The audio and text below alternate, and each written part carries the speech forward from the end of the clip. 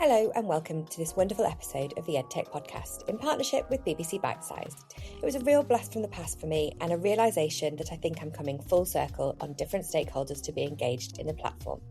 Across its lifespan, so far I have been a student, teacher and now a parent. Perhaps there will even be a time where I'm a grandparent using it because it's really evolving with us. So yes, today we're diving into something that's already shaping how young people learn, think and prepare for the future, artificial intelligence.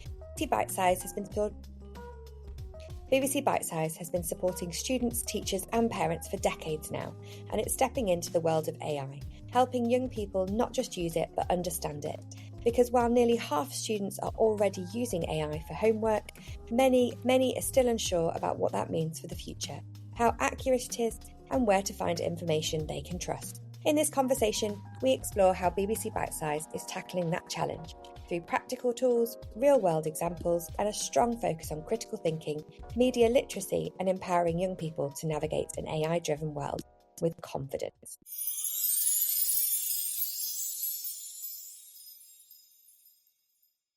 Hello, Keris. Welcome to the EdTech podcast. Would you please be able to tell our international listeners who you are and what you do for a living? Hi, Philippa. Hi, everybody. It's lovely to be here. I'm Keris Griffiths and I'm the head of BBC Bitesize, which is the BBC's education offer for students 4 to 16, their teachers and their parents. Which is wonderful. I remember using BBC Bitesize when I was doing my GCSEs. So that's brilliant. We've been around a long time. We have changed over that time a bit as well, though. Absolutely. But I remember it being quite innovative then. And I think it was a real asset to be able to use the computer, which I remember having. I was very, very proud of the computer that I'd got. It was all very cool. Begged for it for years. And actually being able to have this access to be able to revise online and not from a book. And that was a real innovation at that point in time. I think it was. I think I wasn't around at the time on Bitesize, but I believe we were the first to do it. So yeah, it was a real innovation. And we've kind of gone through many iterations since then. And we're actually on the cusp of another major kind of transformation of the site, sort of to catch up with the way kind of EdTech's developing in the education world. So yeah, I think we pride ourselves as always trying to be a little bit at the forefront. That's brilliant. And so you mentioned a second ago, you have sort of 3 key stakeholder areas there as well, don't you? You've got the teachers and parents and then students. So what kinds of things are out there for those people? And why parents involved as well? Well, the Bitesize was conceived as a student-facing offer. And then at some point several years ago, we got into sort of supporting teachers as well. To support teachers, we realised that the BBC has a huge archive that could be useful. So we've clipped some of the most useful stuff up and kind of related it to the curriculum, made that available, as well as commissioning bespoke content. And in terms of the bespoke content, we tend to focus on areas that teachers find it harder to find resources on, religious studies, geography, things like that. So lots of really high-class video. But the parent offer started during the pandemic, the COVID pandemic. And bite-sized parenting I remember being on a walk in the park, talking to one of our stakeholders and going, well, how are parents coping? We could do something for parents. And so basically we put content online then for them to support them with their child's home education while the schools were shut. We were also doing a huge offer for students. We did 90 television programs and we repurposed Bitesize to do daily lessons for students.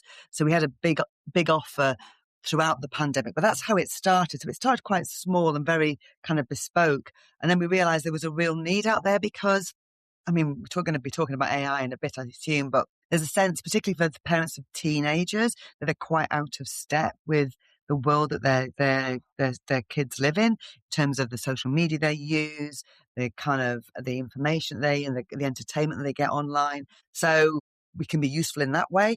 Also, in primary school, I can remember when my kids were in primary school, I didn't understand half the language that was used around teaching English on the curriculum, let alone anything else. So we realised we could be a real support there, helping parents understand what their children were being taught. Also helping with those transitions into school, the start of primary school, between primary school and secondary school. And then things like, when you get into secondary school, how do you support your child's to sort of become an independent learner, to revise? How do you support them around GCSE anxiety? How do you support them looking for careers and stuff like that? So we realised there was a real role. So yeah, that's what we're doing. Bite-sized parenting. If you're a parent, go and have a look at it. Which makes total sense, doesn't it? And I mean, you just mentioned several things there which as a parent myself, when my eldest especially was starting primary school and we were introduced to things like phonics, again, it wasn't something that I did at school.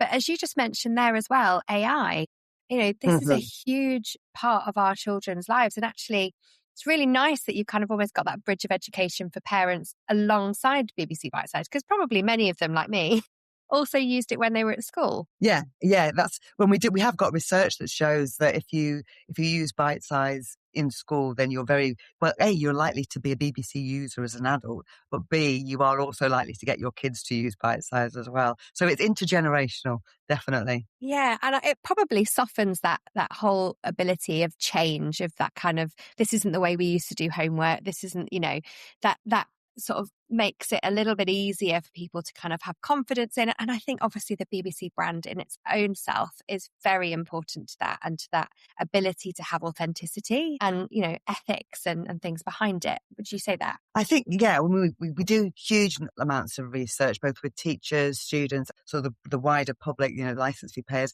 Bitesize is the most trusted education brand for teachers and students. And, as we just said, it's intergenerational. So I think that sort of halo effect of the BBC as well helps with parents. So they know that we go to the extra mile to make sure everything is as accurate as it possibly can be. Everyone makes mistakes every now and then, never deliberate, and we always correct them. And, but because we've got a vast amount of content on the side.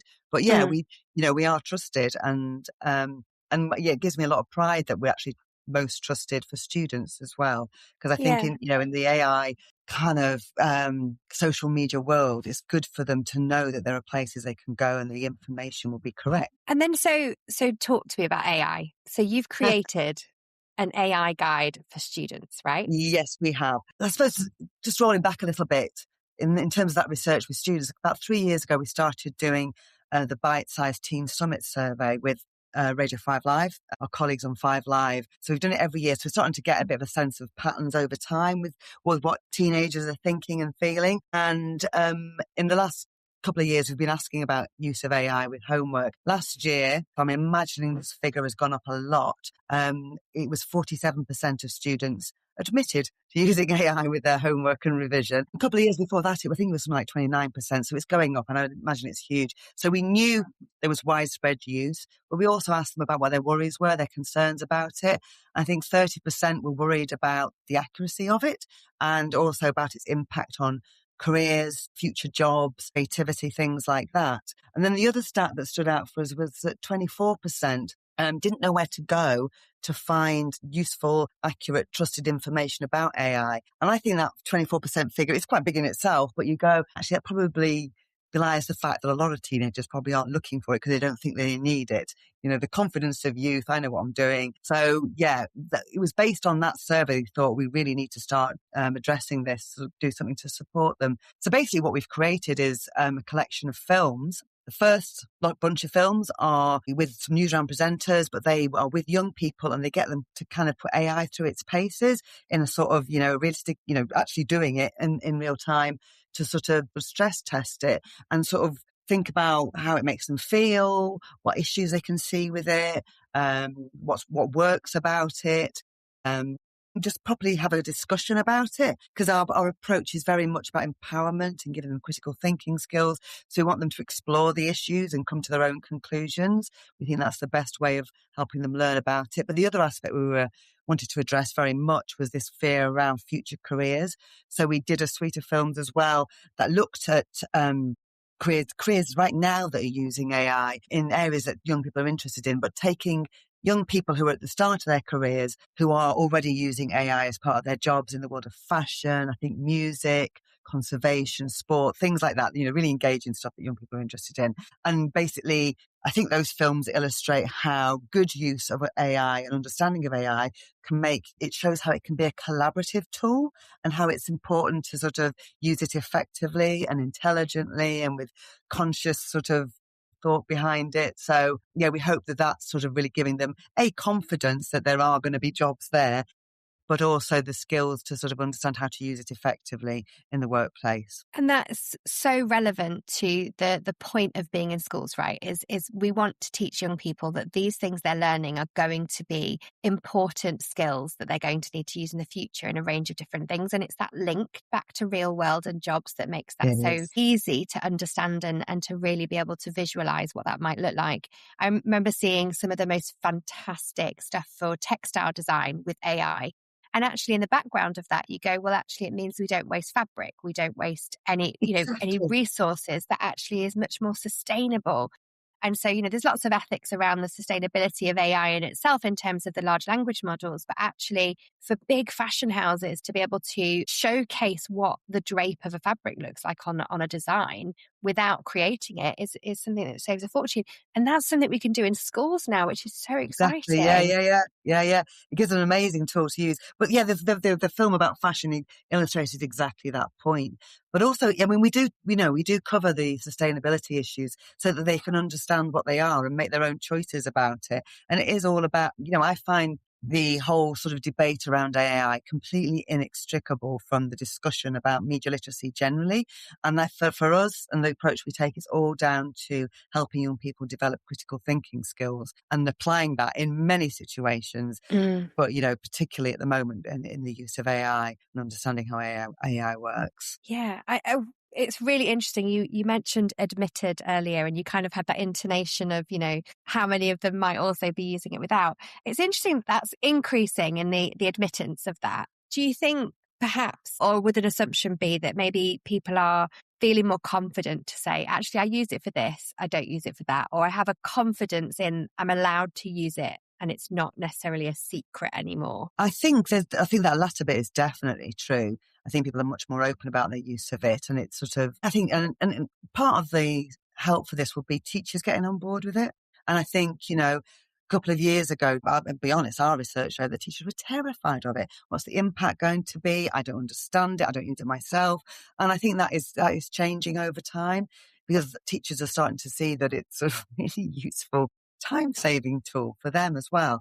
So, yeah, I think sort of interesting, I think young people do still have a lot of respect and put a lot of faith in what their teachers do, think, feel, say. And so if teachers are using it, have more confidence around it, I think it helps build that open conversation about it and the expertise around it. And that's exactly where we want our young people to be able to be, and the teachers to start to feel more confident in using it with them, because we don't want students to switch off from engaging with teachers as well because they feel they're really out of the loop.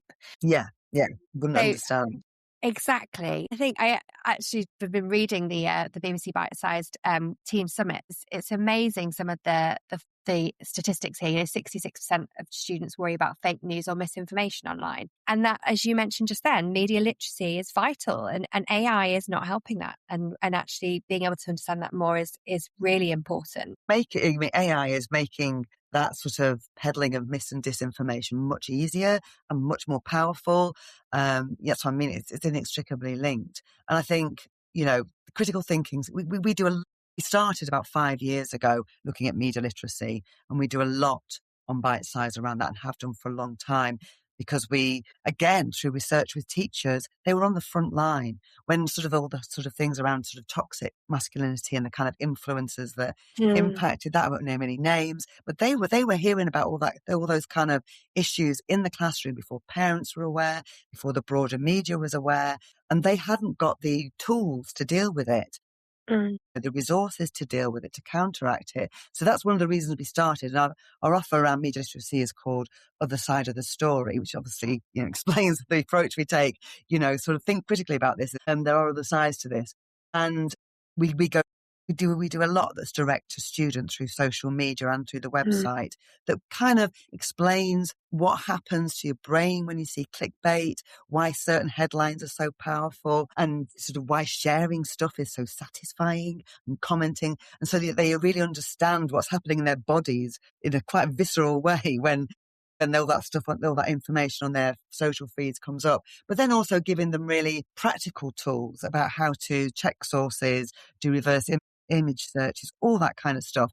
And it really kind of we do, we use influencers to do this kind of stuff, but in a really engaging way. We've also started to support teachers as well, to give them the kind of resources they need to start having those conversations in the classroom. And like the guide to AI, we've got a whole resource for teachers on how to use it, which includes tips, but also the films that we've produced are really good conversation starters. And then we've given suggestions for the kind of activities they might do around them in class or homework they might set, because we're really aware that teachers have got absolutely no time, and this isn't actually really embedded in the curriculum yet. So it's the kind of thing you can use on an ad hoc basis, or you can work into your tutor time or your PSHE lessons or citizenship lessons. So we've tried to make it as flexible as possible from a teacher point of view. Which is exactly what people need, especially when we look at the plethora of disciplines that we teach, especially when we get to secondary school level. It's quite, there's quite an array out there, isn't there? Yeah, and these kind of things, I was going to say these kind of things can come up in any subject as well. They can come up in science. You're talking about medicine and things like that. They can come up in geography around sustainability and the shape of the earth. Any teacher, whatever their specialism is, can be challenged by this kind of conversations and information that young people are receiving, I think. And I think that's the vital bit, because you mentioned there conversation starters. And that's a really simple but quite key part of practical advice for people, isn't it? Because oftentimes that's the hardest hurdle. How have teachers responded to that kind of support? Oh, really well. I think we have, to still sort of surprise me, Bitesize is known by 99% of teachers in the UK, and we have an 85% reach a month. So they come to us and they know that, obviously YouTube has got a wealth of video on there, but they know they don't have to check us. It sort of takes a layer of checking out, so it saves time. And they know that the video will be really good quality as well. So we get a really good feedback. We do twice a year, autumn and spring terms in the UK. We do something called the Schools Tracker, where we're basically asking teachers to fill out a big survey. So we want to know everything. So we know if we're hitting the nail on the head or not, and where we need to get better. Which is why I feel like we're kind of at a point where we understand the lives of teachers quite well. So everything we do is meant to be as frictionless as possible for them to use. Yeah.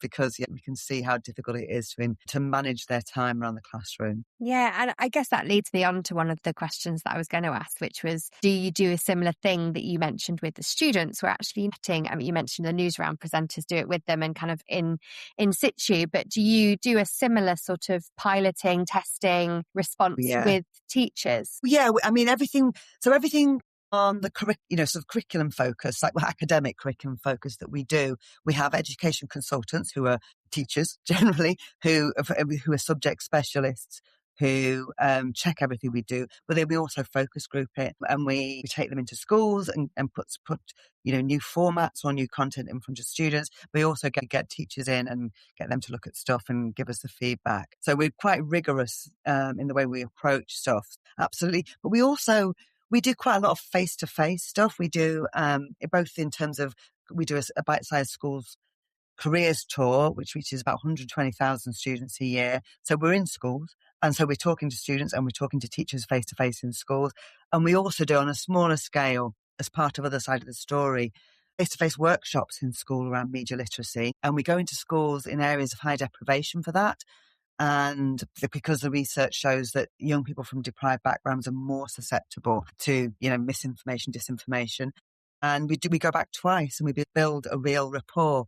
And as the exec who works on it, Andrew, he always says there's nothing more scary but more informing than looking into the whites of the eye of a teenager and getting their honest feedback about something that you're doing. So yeah, we have, because of the audience we work with, we're very conscious of being in their company as often as possible in order to sort of keep pace with what they're thinking and what they're doing. Which is really reassuring, because there is so much change all the time with AI, especially. Technology generally, but AI more so than ever. And so actually constantly being on the ground and constantly having those conversations is vital to this. Absolutely. And AI has felt like an explosion that kind of took us by surprise, so. But but then I was thinking about it, I said, my sons are on Snapchat and I'm on Snapchat entirely The only reason being that that's the only way they'll speak to me. So, but it's really clear that they had an AI sort of chatbot on Snapchat 3 years ago, I think it was. So they were already using it then, but it feels like it's hit me like a massive sort of 10-ton truck. But for them, it's sort of gradually been introduced into their lives, and it's been totally normal, and they've been using it for years. So it's sort of it is hard to keep pace. It is really hard to keep pace. You have to work at it. I think that's the thing for teachers, isn't it? Which is why these resources are so valuable, because for a child, it's a lot easier for a teenager for them to be able to get used to these new small changes. Whereas for us, it's a big change, and it's a big change to our work and the way in which we deliver our work and do our work. And so that is a lot trickier to be able to digest, especially if you're quite happy with the way that you were working before, I guess. Well, exactly. And I think, I don't think teachers will mind me saying this, but if they find good resources, they like to stick with them because it's, they're good, they work, and also it saves time. Look, constantly looking for new stuff is very time consuming. So when there's a huge explosion of AI and the world changes really quickly, really dramatically, that is quite a lot to take on, I think, if you're a teacher, which is why we've tried to sort of tailor things to make it as easy as possible. And kind of when we're doing that, provide as much sort of surrounding support and information on the website as possible as well. So it's really, you can read it and know exactly how you can use the content in the classroom, in one go. Which is exactly how Bitesize should be. You were mentioning there, areas of deprivation. We have far too many areas across the UK and globally where that's the case. That ability to be empowered as a teacher to know what those children might be going through is a really big deal. And actually being able to just take some conversation starters and some chunks of information or maybe some knowledge is really empowering for teachers. And I guess that's probably part and parcel of the work that you do with those schools, but able to bring that back into the research teams and then make those changes. How frequently? Absolutely. If you're a teacher, I think it's really useful to have a video where other people are saying some of the things that you would want to say. But, even people that young people are very familiar with or connect with. So we, use sort of the kind of talent that would appeal to those age groups. We do a lot of research around that as well. So I just think that's really useful, having other voices on film in the classroom that sort of can support or, start the difficult conversations or confirm difficult messages in some ways as well. Yeah, absolutely. And I guess that's the thing they need to hear is technology to them is very relevant. And I guess that's where the classroom also needs to align with that. So having those voices. Yeah. I know my children would rather listen to someone else than listen to me moan about something. And it just helps, doesn't it? So when you were pulling together the idea and the concept, like you obviously said, it's come from this big boom in AI and this need for content. But what was that process like for BBC Bitesize to kind of decide to have this as a new part of it? That, where did that sort of real need come from? Well, everything we do, is either based on the curriculum and curriculum needs, or the research that we do with the different audiences we work with. So the process is that's always the starting point, is what have they told us? And then we think about, well, what's the creative solution to it? So a good example of that would be, this isn't directly related to the AI thing, but AI is definitely included in this, is, it's really hard to reach teenagers in an engaging way. We know that better than anybody because we're constantly trying to do it, and you're always running to catch up with them. So we're always thinking of new formats, new ways. And the team behind our media literacy, our Felt the Side of the Story, came up with which I think is a brilliant concept we just launched earlier this month, called Solve the Story, which is basically a 6-part mini drama for use in the classroom. And it's young people. The premises are in a skate park, they're filming each other for their socials, and it all goes horribly wrong after that online. And the idea is that in class, the students watch the first episode and there's something that they can solve within that around media literacy. Sometimes it's AI, sometimes it's another aspect. And there's a how-to film. So you watch the mini drama, you watch the how-to film, you apply the skills that you've got from the how-to film, you solve that particular episode. And so it goes on over 6 episodes. So we only just launched it, but 30,000 have started doing it. And, we think that's great to start off with. And then we just thought we need to try increasingly different ways of catching their imagination and helping them develop those skills without kind of, we never want to tell them what to do. We never want to sort of be the waggy finger. We always want to be the ones that are saying, sort of, join us on this journey. We want to help you learn about stuff. It's all about empowerment from our point of view, but it's engagement and empowerment through engaging them in formats and content and stories that they'll really, really enjoy as well as, learn from. That sounds so exciting. I feel like I want to go and do it myself. I love a mystery. Do it. I'm a big fan. I might have to bring my 11-year-old in and see if it makes it, be like, we'll do this together. No, he would quite like that, actually. That's a really good idea. You can do it at home together. Exactly that. I think it's such a clever way of doing things, actually, because, things like that, mysteries, those sorts of different things. I mean, even on things like Netflix and things, that's really big now. True crime podcasts, all that kind of stuff. Exactly. So actually, again, it's really kind of resonating and pulling it back towards that. And I guess one of the questions as well around this, the guide to AI, I assume there's a parent part of this as well? There isn't yet. There will be. There isn't yet. We are going to launch a podcast fairly soon, and it will cover all aspects of teen parenting. We've not done that yet, so I'm not allowed to talk about that too much just yet. But we are going to do resources for parents to help them around AI as well, because you're absolutely right. As I've already talked about, they need support too. We focus on student first, then, which we only launched later on last year, and then teachers we've launched post-Christmas, and now we'll turn our attention to parents and let them know. I mean, we already do things like, I was talking about Snapchat earlier, 10 things you should know about Snapchat and stuff like that. So we'll absolutely do that around AI as well. That's so incredible. And it makes total sense to be able to do it in a staggered way. I think, as I've just said, parents can actually probably use some of the resources that are on there anyway, and the teacher resources, I guess. At the moment are really useful. They totally can. They totally can. Yeah. We often find, because Newsround is part of the Children's Education Department, and often a lot of adults use Newsround because it explains things in a really engaging but straightforward way. And there's literally no shame in that, because it's really helpful to understand things in a really straightforward way. So I think Bitesize can do that too as well for parents. Yeah, that's brilliant. One big question, and this is huge, and I say it's huge because there is so much content that you have out there. Do you see a BBC Bitesize kind of taking some of those elements or questions perhaps and adding them into content that's already out there, that's in your curriculums and in different topic areas, to maybe help some of that cross-pollination of AI and how questions could be asked within curriculum areas? So almost taking the guide and blending it. And seeding it elsewhere. I think that's a really good suggestion. We've not done that yet. And there's sort of, as I say, with the site's about to go through a bit of a transformation. And I think doing that kind of approach will be made easier by, when the actual platform itself is developed a bit more. But I think that's a really good shout, because I think there's certainly linking that we can do that sort of gives teachers a really clear signpost that, this is relevant to, when you're teaching physics, or this might be relevant when you're teaching. I'll take that away for you. That's a really good suggestion. Well, I asked because it could be very easy for a teacher to ignore the guide, right? Whereas actually, and then go to their subject area and go, well, I'm going to go to this bit, and that's because that's what I teach. And I say this as a teacher, but we can be very, this is my subject and that has nothing to do with me. And actually, that's what we want to break free of. This is part of the world now. We do need to manage that really carefully. And students and actually adults have to see it across everything, don't they?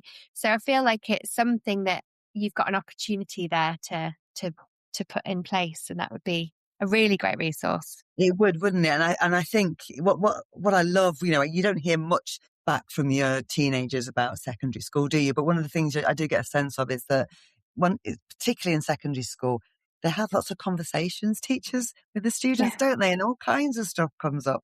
And, that might be sort of quite tangential to the lesson they're actually teaching. But I think it's brilliant because it builds a lot of bridges, doesn't it? And, students love to build that relationship. Exactly. So, yeah, you're right. It can become relevant in lots of different places. And I think that's actually, as well as a on-site connectivity thing, that's a comms thing for us to do as well. Let teachers know that it's there, whatever subject you're teaching, whatever comes up, we've got some resources to help them. Yeah, that's incredible. So we've spoken a little bit about things that maybe we're not meant to know about yet, which is exciting.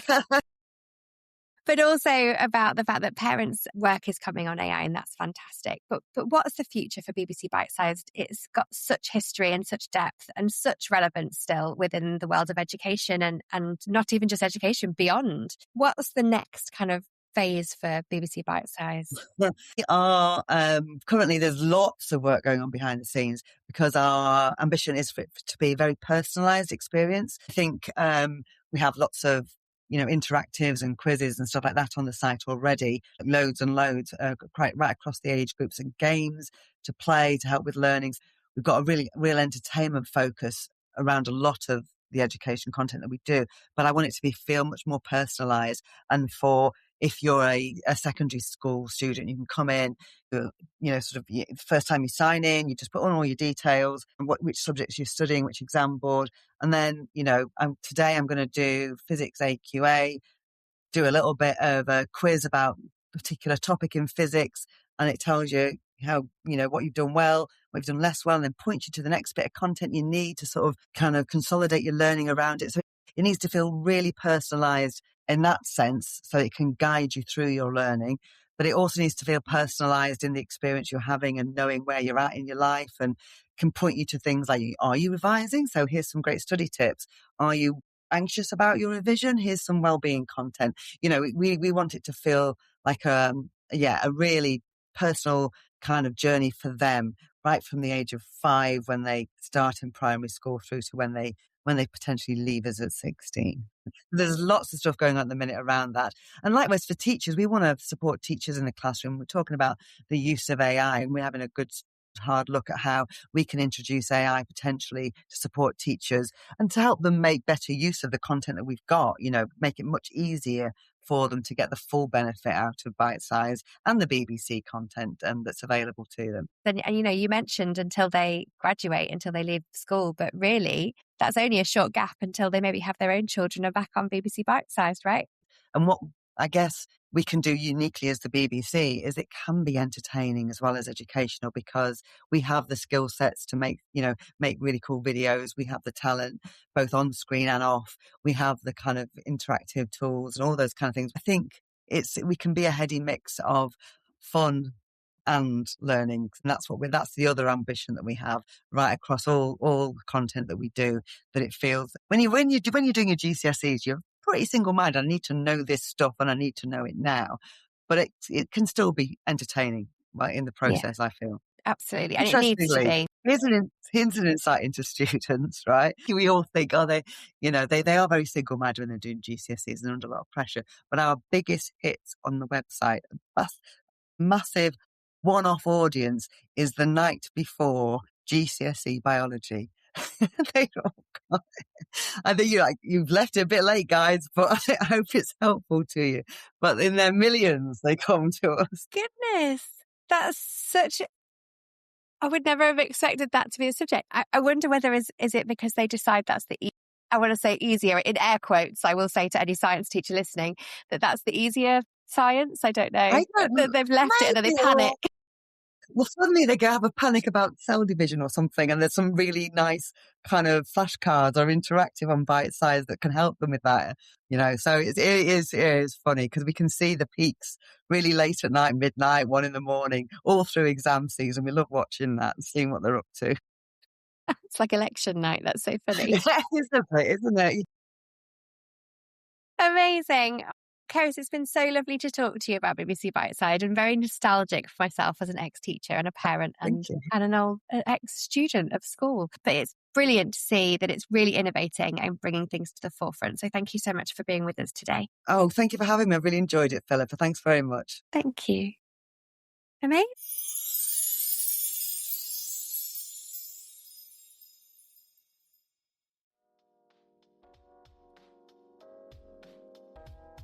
And that was Keris from BBC Bitesize. an inspiring look at how one of the most trusted education platforms is evolving for a new generation. What really stands out is this shift from simply delivering content to building confidence, helping young people question, explore and understand technology shaping our lives. From AI in fashion and music to tackling misinformation and fake news, it's clear that education today is about much more than just knowledge. It's about navigating the world around us. If you're a teacher, parent or student, you can explore BBC Bitesize's AI guide and resources to start those conversations, build critical thinking skills and support learning both in and beyond the classroom. As always, if you enjoyed this episode, please make sure you follow and subscribe wherever you get your podcasts. It really helps us to grow and bring these important conversations to more people around the world. Thanks for listening, and we'll see you next time on the EdTech Podcast.